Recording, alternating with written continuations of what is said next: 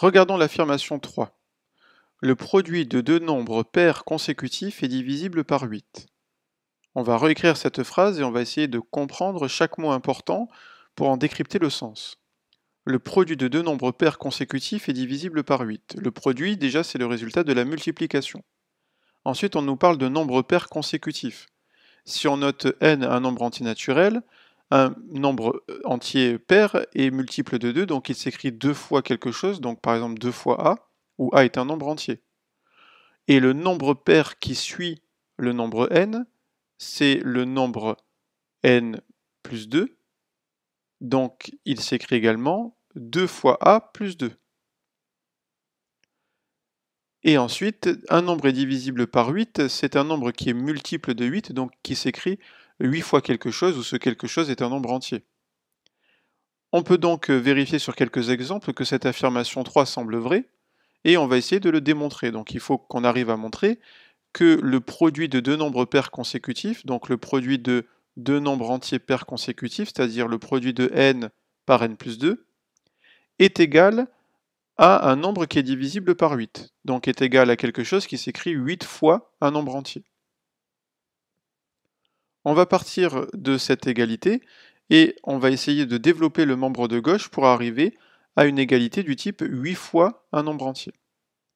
On va donc se servir de n fois entre parenthèses n plus 2, en remarquant que n et n plus 2 sont deux nombres entiers pairs consécutifs. Donc on a vu que leur décomposition c'était 2a et 2a plus 2.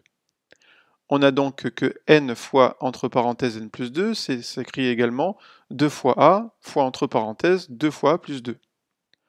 On se sert alors de la simple distributivité pour développer le 2 fois a dans la parenthèse. On a donc 2 fois a fois 2a, puis 2 fois a fois 2. On réécrit ça un peu différemment. On va écrire que c'est 2 fois 2 fois a plus 2 fois 2 fois a. On a alors que 2 fois 2 c'est égal à 4. Donc on obtient 4 fois a plus 4 fois a. On remarque alors qu'il y a un facteur commun qui est égal à 4 fois a. On met donc ce facteur commun en avant. On a donc 4 fois a, facteur de a plus 1.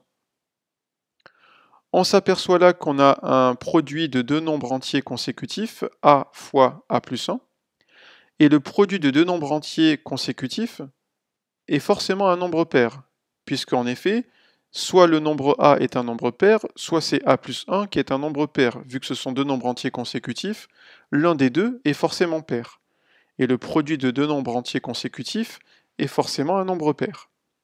On peut donc supposer que c'est le nombre a qui est un nombre pair et donc qui s'écrit 2 fois k, où k est un nombre entier.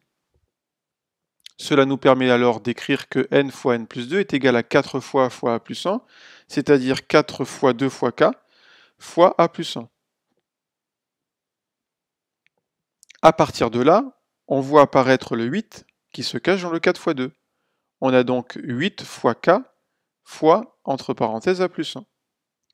Et ce k fois entre parenthèses a plus 1, c'est le fameux quelque chose, c'est le fameux nombre entier qui permet d'écrire n fois n plus 2 comme 8 fois quelque chose, où ce quelque chose est un nombre entier, puisque k est un nombre entier et que a plus 1 est un nombre entier également. L'affirmation 3 est donc vraie, on a réussi à montrer que le produit de deux nombres entiers pairs consécutifs, ici n fois n plus 2, est bien égal à un multiple de 8, donc est bien égal à un nombre qui est divisible par 8, puisqu'il s'écrit 8 fois quelque chose.